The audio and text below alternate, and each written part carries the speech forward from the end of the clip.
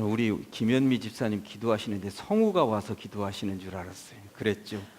예, 일단 목소리부터 어쩜 저렇게 멋진 목소리를 가지고 계신지 앞으로 그 달란트를 제가 좀 잘 활용하도록 그렇게 하겠습니다. 찬양단 우리 최성진 목사님이 새로 부임하셔서 하시는데, 물론 이전에 이제 송원식 목사님도 잘 하셨습니다만 송 목사님에게는 얘기하지 마세요. 예, 얼마나 또 잘 인도하시는지 모르겠습니다. 굉장히 은혜롭고 또 드럼도 훨씬 더 실력이 늘어나신 것 같고, 이 모양 저 모양으로 참 복되고 아름답다, 우리 교회가 참 소망이 있다 하는 생각이 있습니다. 찬양단에게 박수 한번 하시도록 하겠습니다. 고맙습니다. 오늘 성경 맥잡기 84번째 시간입니다. 에베소서 첫 번째 시간이죠. 아무래도 오늘은 에베소서의 본문 속으로 가지는 않을 거고요. 에베소서가 탄생하게 된 배경이 어떤 배경인지 이 부분만 살펴보도록 그렇게 하겠습니다. 먼저 에베소라고 하는 도시가 도대체 어떤 도시인지에 대한 이야기를 먼저 해보려고 합니다. 에베소는 도대체 어디에 있을까요? 지도 한번 보여줘 보세요. 저 왼쪽 노란색은 그리스 땅입니다. 그리스 땅. 그리고 이제 중간에 아시아라고 쓰여 있습니다만 요즘으로 따지면 터키 지역인 것이죠. 그리고 오른쪽 분홍색 지역은 이제 시리아 지역인 거고, 그 남쪽 녹색 지역이 이스라엘 지역이라고 하는 것. 그리고 이제 바다가 지중해 바다입니다. 왼쪽으로 더 가면 로마가 있는 것이죠. 자, 여러분들 저 지도의 정확히 중간쯤 보면 거기가 에베소라고 나와 있습니다. 보이십니까? 중간쯤에 에베소입니다. 저기 에베소입니다. 터키의 서남부 지역 도시라고 하는 것을 알 수가 있습니다. 그런데 자, 이제 됐습니다. 이따가 지도 다시 한 번 더 보시도록 하고요. 에베소는 터키 서남부 지역에 있으면서 굉장히 큰 도시였습니다.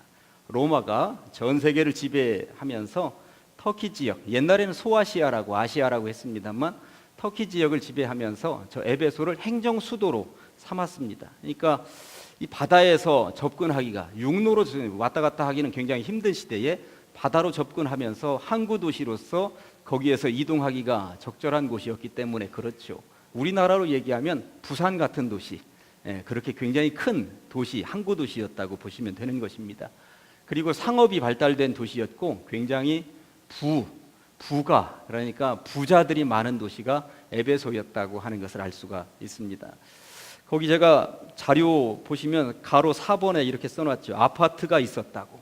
2000년 전에 에베소에는 실제적으로 아파트가 있었습니다. 그리고 그 에베소에는 수돗물이 공급되는, 로마에도 없었던 수돗물이 그쪽으로 공급되는 시설이 발견되었다고 하는 것입니다. 그러니 이게 얼마나 부유한 도시였는가 하는 것을 알 수가 있죠. 또 에베소는 저는 성지순례를 가 보았는데 정말 재밌게 본 것 중에 하나가 공중 화장실이 있는데 한번 보여주실래요? 저게 공중 화장실입니다. 재미있죠. 예, 옆에 칸막이가 되어 있었는지는 모르겠습니다만 하여튼 저게 공중 화장실이었어요. 그 옆에는 이제 공중 목욕탕이 있어서 공중 목욕탕에서 몸을 씻고 내려오는 물이 그 공중 화장실 밑으로 이제, 그러니까 옛날식 저게 수세식이었던 거예요. 화장실이. 예, 저럴 정도로 발달됐고, 요거는 이제 목욕탕입니다. 예, 2000년 전에 공중 목욕탕이었는데 저것은 어떻게 목욕을 했는지 모르겠습니다만 그 2000년 전에 따뜻한 물이 나오고 찬물이 나오고 냉온탕이 다 가능한 정말 대단한 시설이 2000년 전에도 있었다고 하는 것입니다. 대단한 것입니다. 또 하나는 도서관입니다. 저게 이제 도서관 전면인데 지금 보기에도 2층 구조로 되어져 있고, 저 불이 번쩍번쩍하는 저 뒤편에 엄청난 도서관이 그 당시에 있었던, 그러니까 학적으로도 대단한 도시였구나 하는 것을 알 수가 있습니다. 또 대형 극장이 있는데 이 극장이 우리 교회가 지금 550석 규모이거든요. 아래 위층 합쳐서 저기는 25,000명이 들어갈 수 있는 규모입니다. 저 에베소라고 하는 도시의 인구가 당시에 5만에서 6만 명 정도 있었는데 그 인구의 반이 들어갈 수 있는 규모의 엄청난, 그러니까 터키 지역에서는, 그러니까 로마에 있는 저런 그 극장 빼놓고는 터키 지역에서는 최고 큰 극장이 에베소에 있었다라고 하는 것. 그만큼 에베소는 부유한 도시였다. 하여튼 돈이 넘쳐나서 안 되는 게 없는 도시였다라고 하는 것을 알 수 있습니다. 하나만 그림 더 보여줄래요? 뒤에 저 발이 그려져 있는데 저 발이 뭐냐면 미성년자 출입금지로 들어가는 길에 놓인 발 그림이에요. 저도 이제 성지순례 가서 봤거든요. 저 발그림이 뭐냐면 저 발보다 큰 사람은 들어가고 저 발보다 작으면 이제 미성년자이기 때문에 출입금지, 저게 에베소에 있는 그런 그림입니다. 하여튼 에베소 유적지 가보면 참 재미있는 것들이 몇 가지 있는데 저런 것들입니다. 그런데 에베소 하면 빼놓아서는 안 되는 아주 중요한 것이 하나 있는데 아르테미 신전입니다. 이 신전, 제가 이제 신전 이야기를 좀 해볼 텐데, 신전은 아르테미라고 하는 여자 신에게 제사하는 공간이라고 보면 되는 것이죠. 불교로 얘기하면 동학사급인 것이고 조계 중에 최고 큰 조계사 같은 경우라고 볼 수가 있는 것인데, 그런데 동학사나 조계사 가지고 상상도 할 수 없는 엄청난 규모였다고 하는 것입니다. 가로가 130m, 세로가 70m 정도 되는 엄청난 규모였는데, 중요한 것은 저기가 고대 건축물 가운데 7대 불가사의 가운데 하나입니다. 세상에 저것을 어떻게 지었단 말인가? 그 2000년 전에 그 사람들이. 저게 기둥이 18m입니다. 18m 한번 상상을 해보시기 바랍니다. 여기서 천장까지 10m가 되려나요? 10m가 안 될 것 같은데 18m면 엄청난 규모입니다.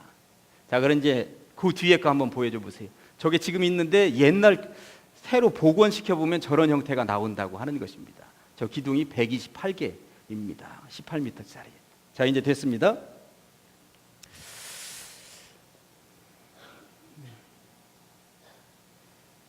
이게 그리스예요. 그리스이고, 제가 좀 제대로 그려보려고 그랬는데 잘 안 됐네.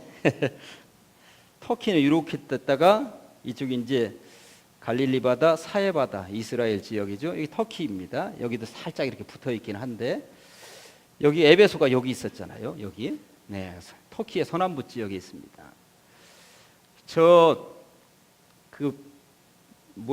아까 아르테미 신전에 18m 높이 그리고 128개 이 돌을 어디서 가져왔냐면, 요 그리스와 터키 요 중간쯤에 섬이 하나 있었는데 파로스라고 하는 섬이 자그마한 섬이었습니다. 그 섬에 가면 이 대리석이 하얀색으로 반투명, 속이 거의 보일 것 같은 깔끔한 대리석이 진진하게 여기 널려 있었던 거거든요.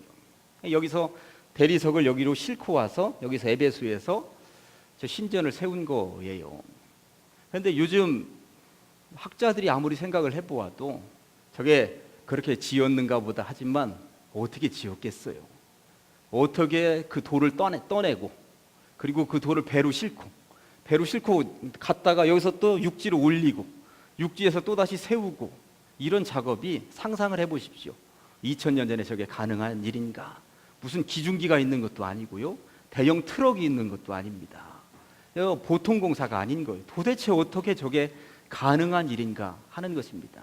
요즘처럼 도로가 아스팔트가 나 있는 도로도 아닙니다. 비포장이었을 거잖아요. 아무리 도로 공사를 깔끔하게 해놨다 하더라도.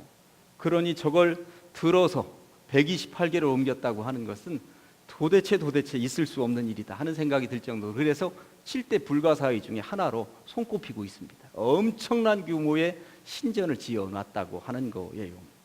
저도 성지순례 가서 한번 보긴 했습니다만, 그냥 건물이 거의 반 이상 거의 허물어져 있는 상태인데도 참 대단한 건물을 옛날에 지었겠구나 하는 생각이 드는 것이죠.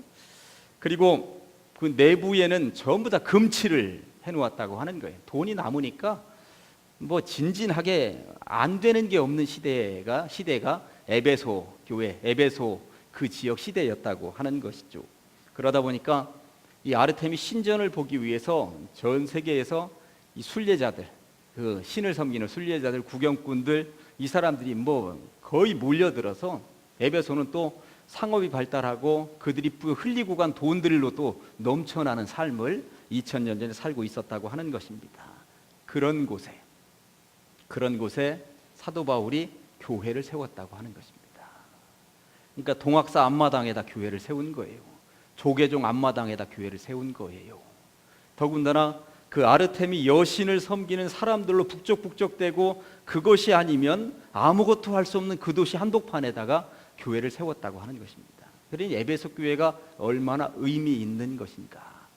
그리고 터키 지역의 관문에다가 교회를 세웠다고 하는 것이 얼마나 놀라운 일인가. 그 상상을 하면서 에베소서를 읽으셔야 더 의미 있게 다가온다라고 하는 것이죠.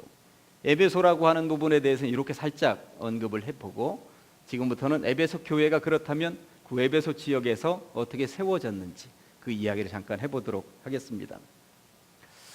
자, 2차 전도여행 지도 아까 지나갔는데 한 번만 더 보여줄래요? 2차 전도여행 지도. 2차 전도여행은 사실 1차 전도여행은 잘 아시는 것처럼 저 터키 지역만을 한 바퀴 이렇게 쑥 돌고 이제 돌아왔던 거잖아요. 2차 전도여행은 터키 지역에 우리가 1차 전도여행에서 개척해 놓았었던 교회들이 어떻게 잘 성장하고 있는지 한 바퀴 더 돌아보고 오자 하고 출발한 건데, 가면서 터키 지역에서 전도가 자꾸 막히다 보니까 저 바다 건너 그리스 유럽 땅까지 지금 넘어간 거예요. 제가 한번 설교 시간에도 말씀을 드렸습니다만 터키는 황인종입니다. 그리고 저 그리스는 백인종입니다. 코쟁이 백인종에게 처음으로 복음이 넘어갔죠. 그래서 북쪽에서부터 차곡차곡 내려와가지고 어디까지 와 있어요? 맨 밑쪽에 고린도라고 하는 지역까지, 고린도 지역에 머물고 있다가 고린도에서 바로 옆에 있는 겐그레라고 하는 곳으로 갔다가 바다를 타고서나 슉 넘어갔는데 에베소로 넘어가게 된 장면이 사도행전 18장 18절에 이렇게 나와 있습니다. 자막으로 이제 보여주면 좋겠습니다. 사도행전 18장 18절. 바울은 더 여러 날 머물다가, 어디에? 고린도에 머물다가. 고린도 전서와 고린도 후서를 공부하시면서 고린도에 사도 바울이 교회를 개척하면서 얼마 동안 머물러 있었다고 여러분들 배우셨습니까? 1년 6개월 머물러 있었습니다. 그러니까 그리스 북쪽 지역에서 전도하다가는 막 계속 쫓겨나고, 그리고 석주, 데살로니가 같은 경우는 석주 회당에서 이 전도하다가 선교하다가 쫓겨나고, 그리고 베레아라고 하는 곳에 와가지고는 선교하는데 데살로니가 있는 유대인들이 도시락 싸들고 쫓아와가지고 선교 못한다, 복음 못 전한다, 쫓아내가지고 밀려서 도착한 곳이 고린도였는데, 고린도에서는 1년 6개월 동안 선교를 하고 교회를 세울 수 있었으니 얼마나 의미 있었겠습니까? 이제는 되었다 해서 어디로 가려고 그랬냐면 사실은 예루살렘에 가서 선교 보고를 하려고 그랬어요. 얼마나 좋았겠어요. 밀린 것, 이거 선교 보고하기에는 좀 쑥스러웠을 텐데 고린도에서 1년 6개월 동안 그래도 선교 잘하고 교회도 세웠고 믿는 사람도 많이 늘어났고 예루살렘 총회 본부에 가서 선교 보고를 할 생각을 하니까 얼마나 마음이 뜨거웠겠습니까? 근데 예루살렘으로 곧바로 갈 수가 없어요.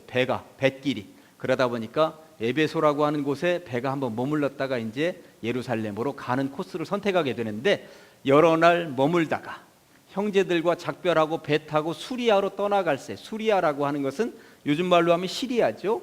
그러니까 수리아 안디옥이 이 사도 바울의 본거지예요. 안디옥이. 그러니까 수리아라고 하는 말은 안디옥으로 이제 돌아가려고 할새 브리스길라와 아굴라도 함께 하더라. 브리스길라와 아굴라가 누구였습니까? 고린도 교회 갔다가 만난 사람들이었습니다. 천막 함께 만드는 사람들이었습니다. 1년 반 동안 사도 바울이 고린도 교회 세울 때에 금전적인 문제, 재정적인 문제를 전부 다 대주었던 사람들이 브리스길라와 아굴라였죠. 1년 반 동안 이 사람들이 사도 바울로부터 복음을 듣더니 사도 바울의 선교지는 우리가 따라다녀야 되겠다 하는 생각이 들었던 것 아니겠습니까? 우리가 가지고 있는 이 불을 사도 바울을 위해서 쓰자. 그래서 따라온 것입니다. 함께 하더라. 바울이 일찍이 서원이 있었으므로 겐그레아에서 머리를 깎았고요. 서원이 있었으므로 머리를 깎았더라. 이 말은 뭐 이제 상식적으로 알려드리면 그들은 서원하는 기간 동안에는 내가 머리를 깎지 않는다, 독주, 포도주를 마시지 않는다, 이렇게 그 기간이에요.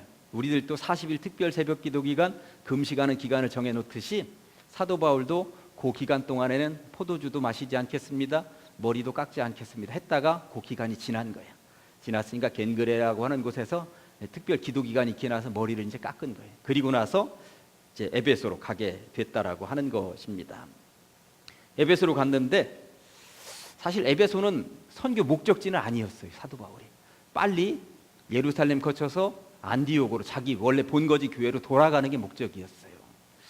그러다 보니까 사도행전 18장 19절부터 몇 절을 내가 읽어드리면, 에베소에 와서 그들을 거기 머물게 하고, 그들이 누구였을까요? 브리스길라와 아굴라 부부 같이 데리고 왔잖아요. 그들은 여기 머물게 하고 자기는 회당에 들어가서 유대인들과 변론하니 여러 사람이 더 오래 있기를 청하되 허락하지 아니하고 나는 갈 데가 있습니다. 빨리 가서 선교 보고 해야 되고 두고 온 내 본거지 안디옥 교회 담임 목사인데 안디옥 교회도 빨리 가서 살펴야 됩니다. 작별하여 이르되 만일 하나님의 뜻이면 너희에게 돌아오리라 하고 배를 타고 에베소를 떠나 가이사랴에 상륙한 이유는 일단 예루살렘에 가서 선교 보고를 해야 되기 때문에 가이사랴에 상륙하여 올라가 요 사이에 예루살렘에 올라가라는 말이 빠져 있는 거예요. 그러니까 가이사랴에 상륙하여 예루살렘에 올라가 교회 안부를 물은 후 안디옥으로 내려가서 이렇게 되어 있는 것입니다.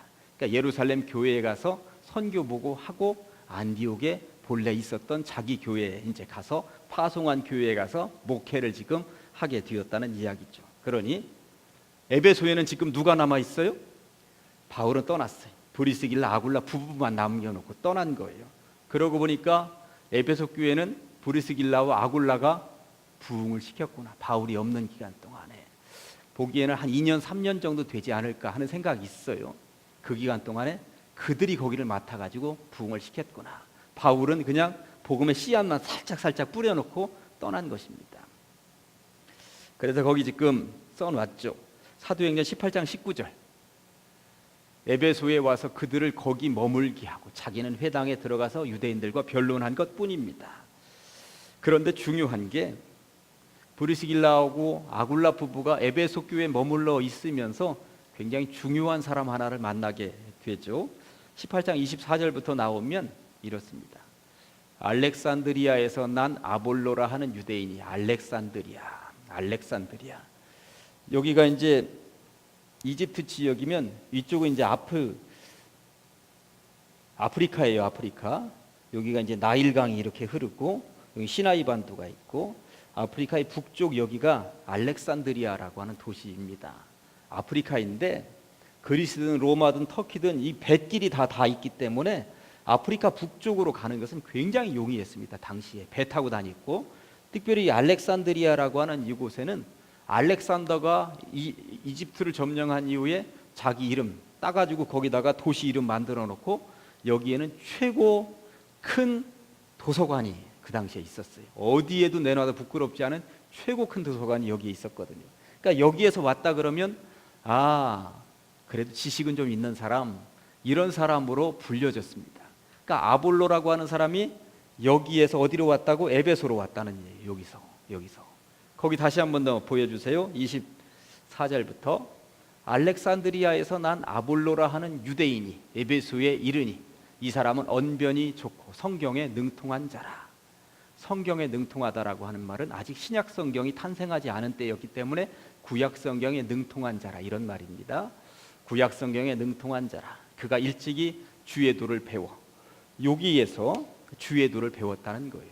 유대인이기 때문에 하나님 여호와 하나님 신앙으로는 살았지만 유대인들은 거의 예수를 잘 모르고 있었는데 알렉산드리아 살면서 아프리카 북쪽에 살면서 예수에 대해서 배웠다는 거예요. 누군가로부터 주의 도를 배워 열심으로 예수에 관한 것을 자세히 말하며 가르치나 요한의 세례만 알 따름이라. 그러니까 뭔가 예수에 대해서 알고 있는 것은 알고 있는데 요한의 세례만 알 따름이라 이 말은 그 가르침을 누구로부터 배웠냐면 세례 요한의 제자들로부터 지금 배운 거야. 그러니까 어설프게 배운 거야. 예수님의 제자 그룹이나 예수님으로부터 배운 사람들로부터 배우지 않고 어설프게 알고 있는 지식 가지고 언변은 뛰어나니까 살붙여 가지고 얘기할 줄 아는 그런 수준이었다. 그가 회당에서 담대히 말하기 시작하거늘 브리스길라와 아굴라가 들어보니까 이건 우리가 사도 바울로부터 배운 예수 그리스도에 대한 지식하고는 약간 다르네. 알려줘야 되겠다. 데려다가 하나님의 도를 더 정확하게 풀어 알려주었다는 이야기입니다.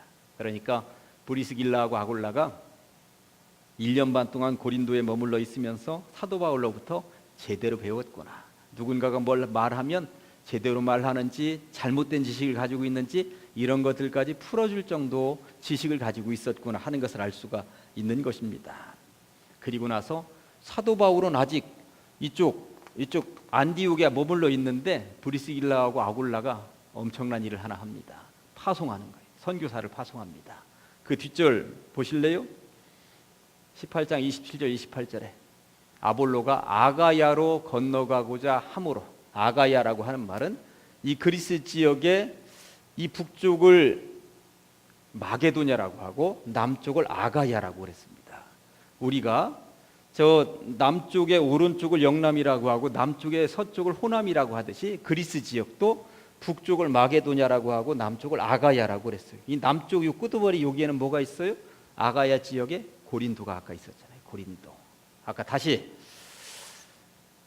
아볼로가 아가야로 건너가고자 함으로 형제들이 그를 격려하며 제자들에게 편지를 써서 고린도에 있는 제자들에게 편지를 써서 영접하라 하였더니 그가 감에 은혜로 말미암아 믿은 자들에게 많은 유익을 주니 이는 성경으로서 예수는 그리스도라고 증언하여 공중 앞에서 힘있게 유대인의 말을 이김이더라.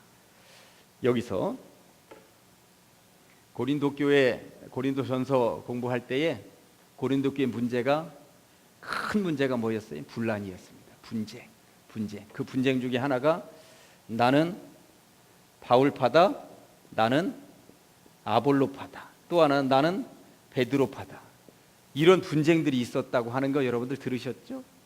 바울이 개척해 놓았으니까 바울의 세력들이 분명히 있었어요. 그런데 바울은 언변이 별로 없었어요. 학적으로는 뛰어난데 언변은 별로 없었어요. 그런데 말자라는 2대 목회자가 지금 그쪽으로 파송받은 거예요. 지금. 그러니까 바울의 의향과는 상관없이 브리스길라와 아굴라가 따로 교육을 시켜서 아볼로를 고린도에 파송한 것입니다. 그런데 고린도 교회에서 가만히 보니까 대단한 언변이거든요.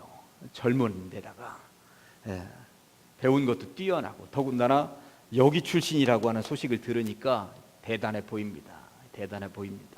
그러다 보니까 야, 바울 그 별거 아니더라, 아볼로가 더 대단해, 이런 사람들이 생겨났다라고 하는 이야기인 것입니다. 그러니까 이 사람이 어디서 파송이 되었다?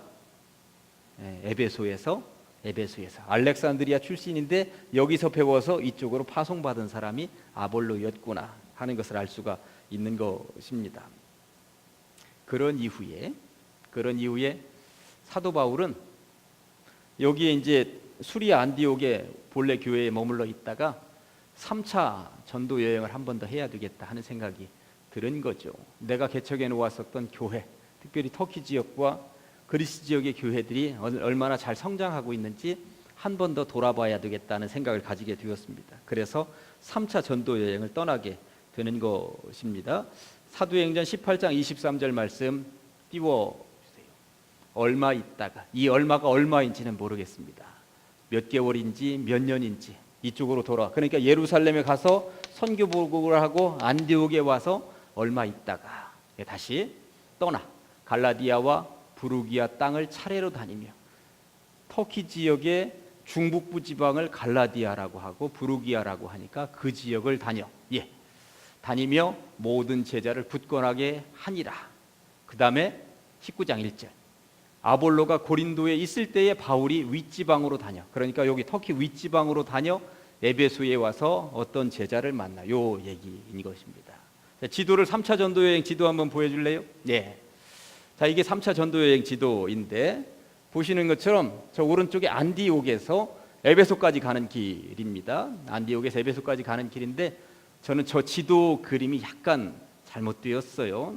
왜 그랬냐면 이미 사도 바울이 1차 전도 여행에서 개척에 놓았었던 길들을 따라서 간 것이 확실하거든요. 그런데 저 지도는 두루뭉술이해서 저 북쪽으로 이렇게 그려놨는데 실제적으로 말하면 안디옥에서 떠나서 조금만 더 왼쪽으로 가면 더베, 1차 전도 여행 교회 개척했던 데가 더베거든요.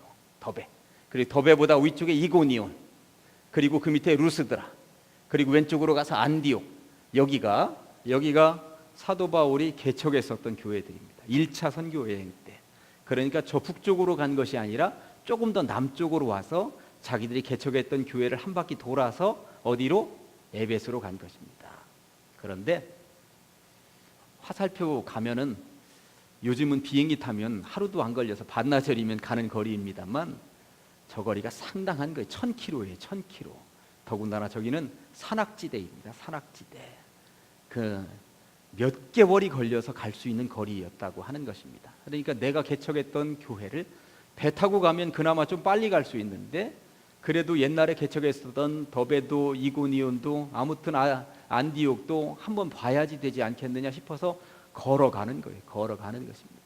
걸어가면서 강의 위험과 강도의 위험과 하여튼 저 노숙 생활하면서 걸어가는 것입니다. 그 여정이 어떠했겠는가, 산악지대를 걸어가면서 어떠했겠는가 한번 상상을 해보시면 사도 바울의 여정은 이게 만만한 여정이 아니었겠구나 하는 생각이 드는 것입니다.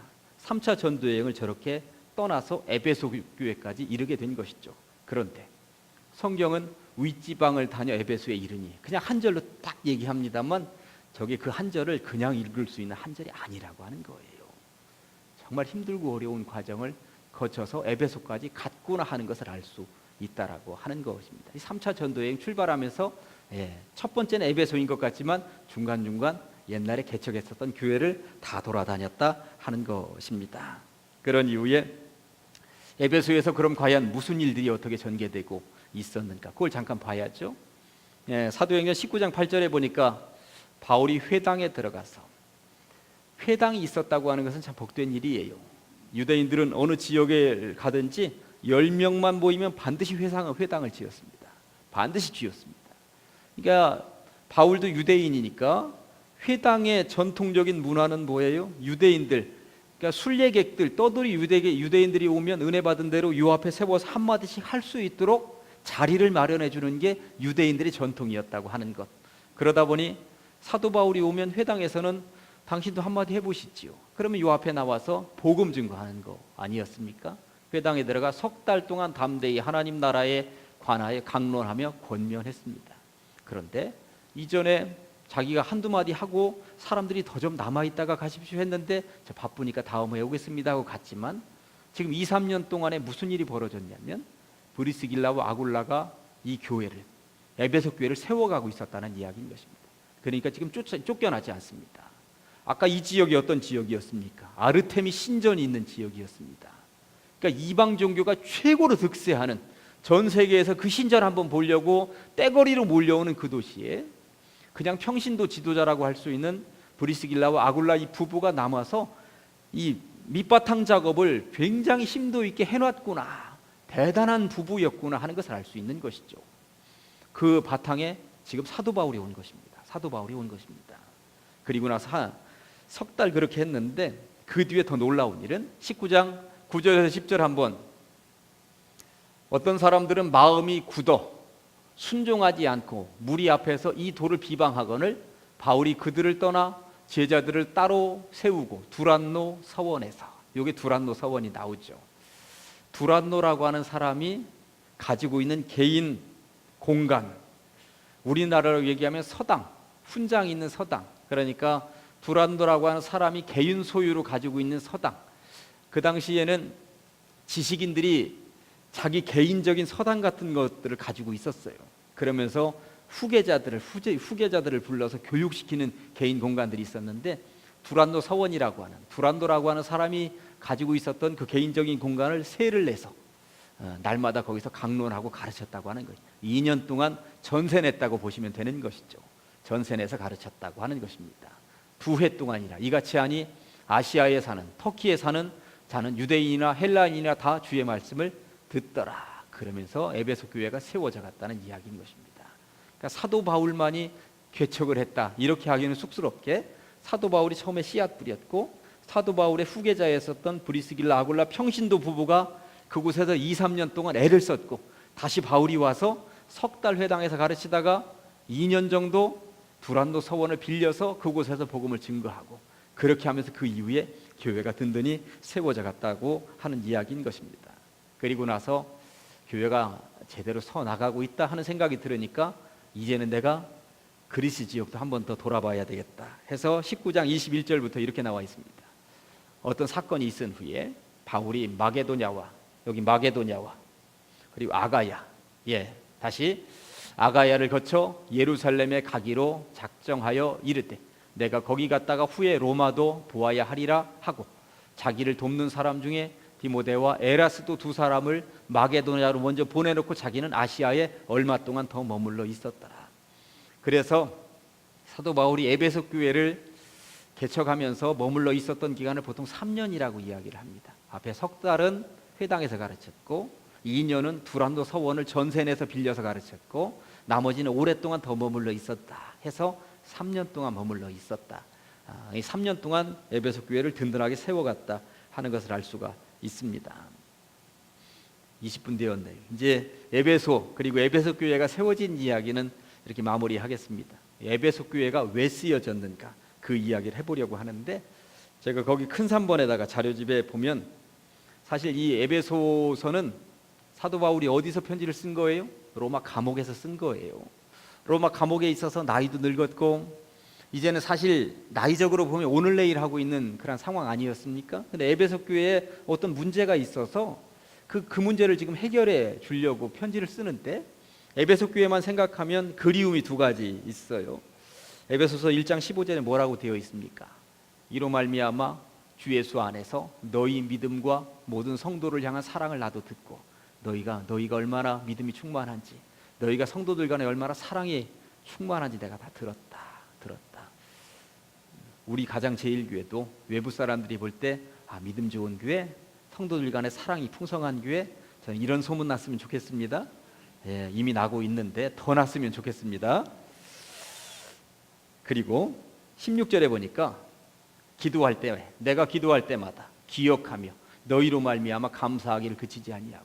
에베소 교회 너희만 생각하면 얼마나 감사한지 모른다. 정말 에베소만 생각하면 감사하고 내 기도 제목 1순위에 에베소를 빼놓은 적이 없다고 그렇게 고백하고 있는 것이죠. 그만큼 에베소 교회의 애정을 사도 바울은 가지고 있었다는 이야기인 것입니다. 그렇다면 에베소 교회는 어떤 문제가 있었고, 그리고 에베소 교회 그 문제를 어떻게 해결해 주고 있는지. 물론 지난번 그 추수감사주의를 앞두고 두일의 특별 새벽기도회 기간에 에베소서 본문을 가지고 제가 설교를 하고 처음부터 끝까지 다 보기는 하셨습니다만, 좀 더 세밀하게 다시 한번 더 다음 주에 에베소서 본문 속으로 들어가 보도록 하시겠습니다. 오늘의 말씀은 에베소서 1장 15절과 16절로 했습니다. 두 번 하시고 크게 아멘 하시면서 저런 교회가 우리 교회이면 좋겠다 하는 마음을 같이 품으시면 좋겠습니다. 시작. 이로 말미암아 주 예수 안에서 너희 믿음과 모든 성도를 향한 사랑을 나도 듣고 내가 기도할 때에 기억하며 너희로 말미암아 감사하기를 그치지 아니하고, 이로 말미암아 주 예수 안에서 너희 믿음과 모든 성도를 향한 사랑을 나도 듣고 내가 기도할 때에 기억하며 너희로 말미암아 감사하기를 그치지 아니하고. 아멘. 기도하십니다. 하나님 아버지 감사합니다. 성경 맥잡기 오늘 특별히 에베소서 배경에 대해서 살펴보게 하시니 감사합니다.